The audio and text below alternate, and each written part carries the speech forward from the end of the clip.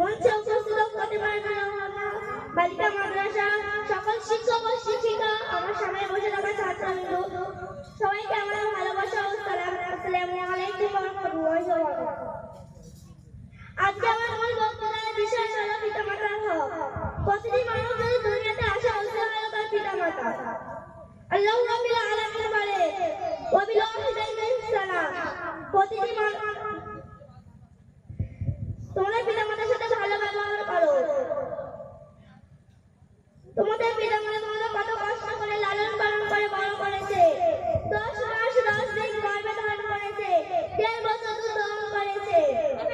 রাসূল সাল্লাল্লাহু আলাইহি সাল্লামের হাদিসের মধ্যে জানা গিয়েছে আল জান্নাতু তাহতা আকদামিল উম্মাহাত, জান্নাত মায়ের পায়ের নিচে। এক ব্যক্তি এসে জিজ্ঞাসা করলো, ইয়া রাসূলুল্লাহ, ইয়া হাবিবাল্লাহ, আমি খেদমত করব কার? রাসূল সাল্লাল্লাহু আলাইহি সাল্লাম বললেন তোমার মায়ের। আবার জিজ্ঞাসা করলো, ইয়া রাসূলুল্লাহ, ইয়া হাবিবাল্লাহ, আমি খেদমত করব কার? রাসূল সাল্লাল্লাহু আলাইহি সাল্লাম বললেন তোমার মায়ের। আবার জিজ্ঞাসা করলো, ইয়া রাসূলুল্লাহ, ইয়া হাবিবাল্লাহ, আমি খেদমত করব কার? রাসূল সাল্লাল্লাহু আলাইহি সাল্লাম বললেন তোমার মায়ের। পুনরায় আবার জিজ্ঞাসা করলো, আমি খেদমত করব কার? রাসূল সাল্লাল্লাহু আলাইহি সাল্লাম বললেন তোমার বাবার। এক ব্যক্তি এসে জিজ্ঞাসা করলো, আমি জিহাদে যেতে চাই। রাসূল সাল্লাল্লাহু আলাইহি সাল্লাম বললেন তোমার বাড়ি নাকি পিতা-মাতা আছে? সেই ব্যক্তি বলল হ্যাঁ। রাসূল সাল্লাল্লাহু আলাইহি সাল্লাম বললেন যাও তোমার পিতা-মাতাকে সেবা যত্ন করো, জিহাদে যাও, সব পেয়ে যাবে।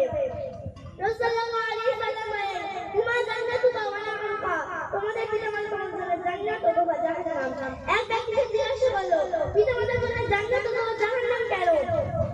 রাসূল সাল্লাল্লাহু আলাইহি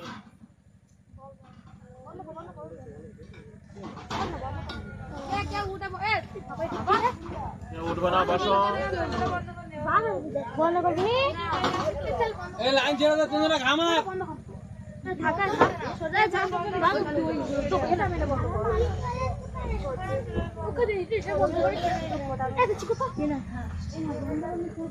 ঠিক আছে।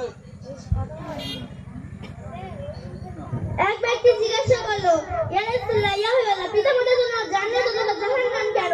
রাসূল সাল্লাল্লাহু আলাইহি সাল্লাম বললেন যদি কোনো ব্যক্তি তার পিতামাতার সাথে ভালো ব্যবহার করে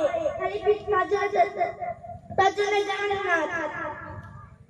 যদি কোনো ব্যক্তি তার পিতামাতার সাথে অবহেলা করে, পিতামাতা তার অসন্তুষ্ট হন,